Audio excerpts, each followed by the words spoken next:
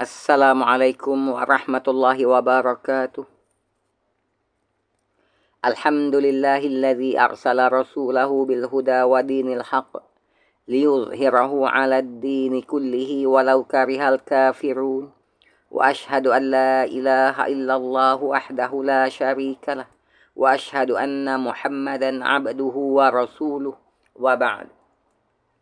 Ini adalah sesi perkongsian audiobook bagi bacaan isi kandungan buku 40 hadis palsu popular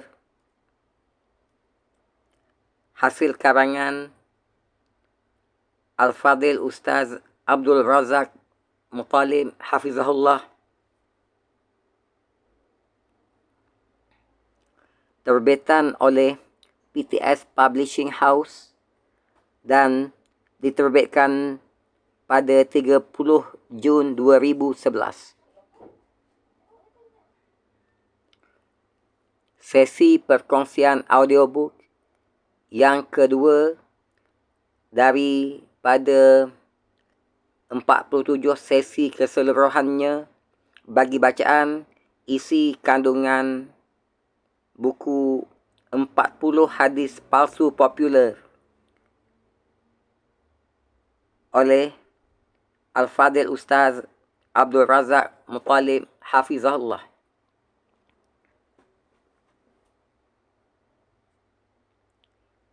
Rasulullah sallallahu alaihi wasallam bersabda, "Inna kaziban alayya laisa ka kazibin ala ahadin.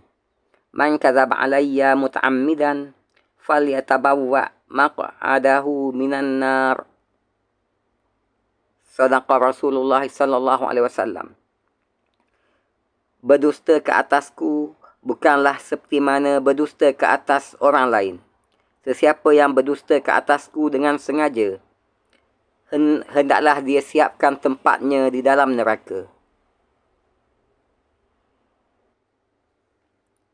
Sepintas lalu berkaitan dengan isi kandungan buku ini. Bahagian 1, pengenalan. Bab 1, mengenali hadis. Pendahuluan. Definisi hadis. Definisi hadis.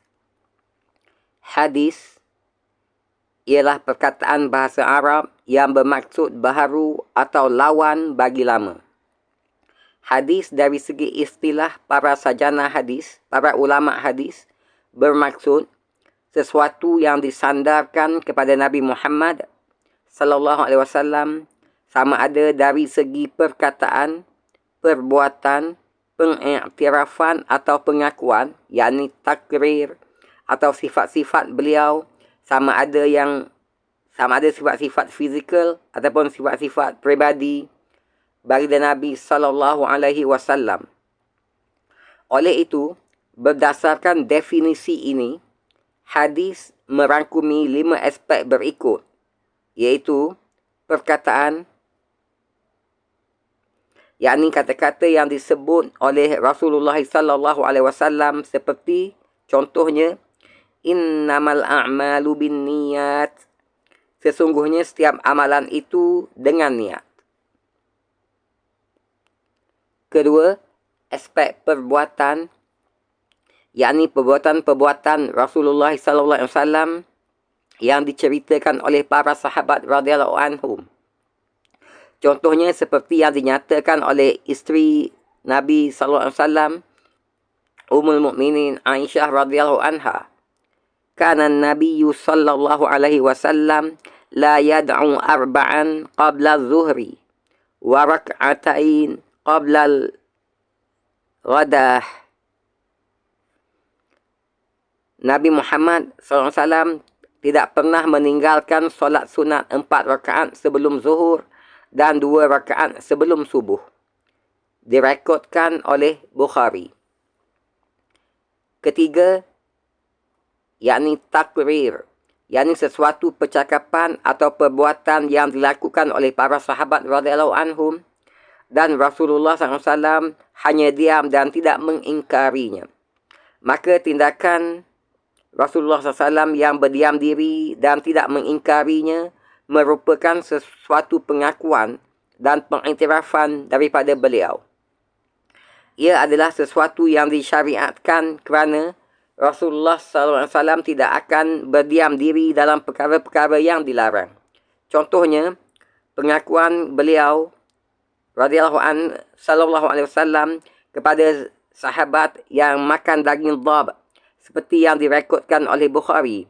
Pengiktirafan junjungan besar sallallahu alaihi wasallam terhadap perbuatan pemuda Habsyah yang bermain di dalam masjid seperti yang direkodkan oleh Bukhari dan lain-lainnya.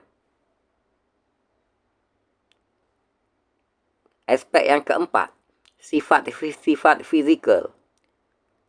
Perkara seperti ini diceritakan oleh sahabat Rasulullah SAW yang mengatakan beliau adalah seorang yang elok rupa parasnya, baik penciptaannya, tidak terlalu tinggi dan tidak juga terlalu rendah seperti direkodkan oleh Al-Bukhari. Aspek yang kelima, sifat-sifat peribadi, yakni hadis yang menceritakan akhlak Rasulullah SAW.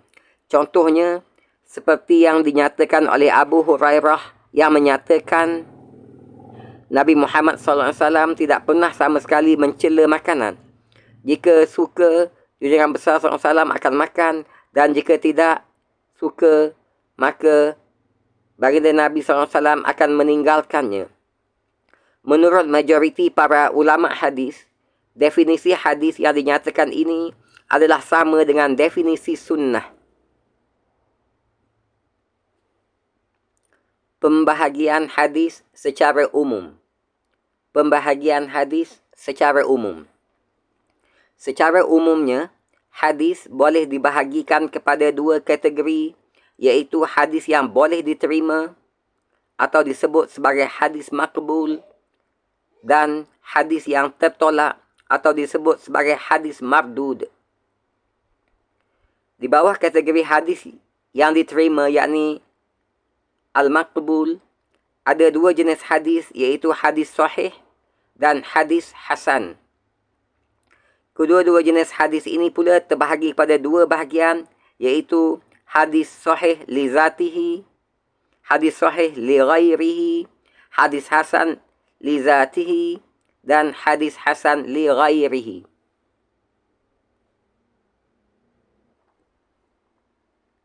Di bawah kategori hadis yang ditolak, yakni al-mardud pula, terdapat hadis dhaif, yakni hadis lemah. Hadis dhaif ini terbahagi kepada banyak jenis hadis. Antara jenis hadis dhaif yang paling teruk ialah hadis palsu, yakni maudhu'.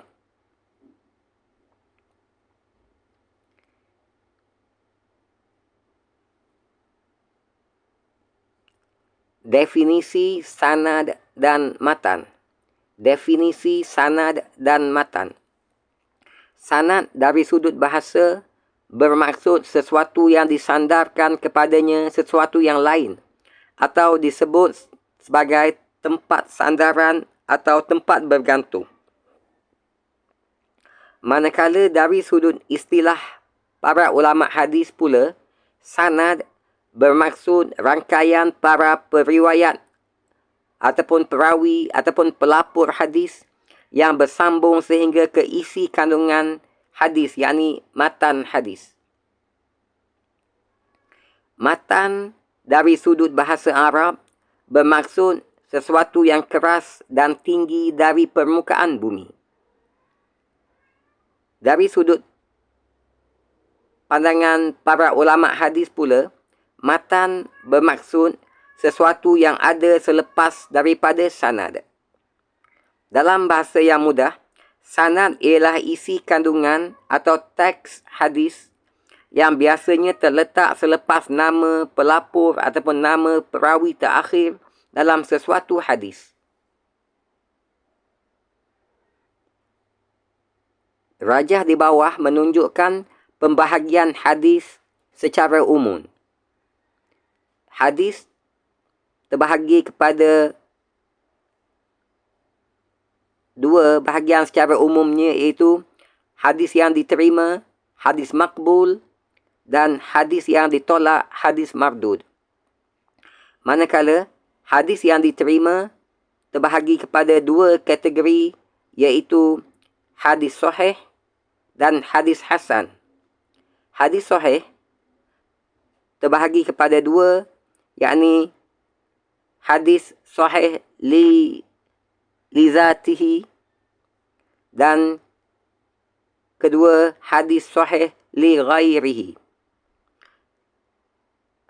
Begitu juga hadis hasan. Hadis hasan juga terbahagi kepada dua, iaitu hadis hasan li zatihi dan hadis hasan li ghairihi. Manakala bagi hadis yang ditolak, yakni hadis mardud pula, terbahagi kepada hadis dhaif, yakni hadis lemah. Dan di bawah hadis dhaif terdapat berbagai kategori hadis dhaif, dan yang paling teruk adalah hadis maudhu', yakni hadis palsu.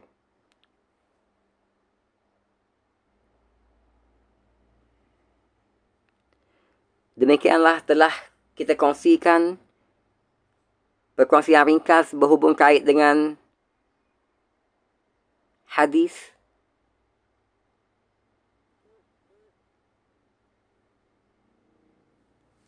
Dan insya-Allah dalam sesi perkongsian selanjutnya akan kita teruskan lagi dengan perkongsian untuk hadis sahih pula, insya-Allah. Semoga perkongsian ini bermanfaat untuk kita semua, untuk sama-sama kita amalkan dan sampaikan, insya-Allah. Terima kasih di atas kesudian sama-sama mengikuti sesi perkongsian audiobook kita ini. Wabillahi taufiq wal hidayah. Wassalamualaikum warahmatullahi wabarakatuh.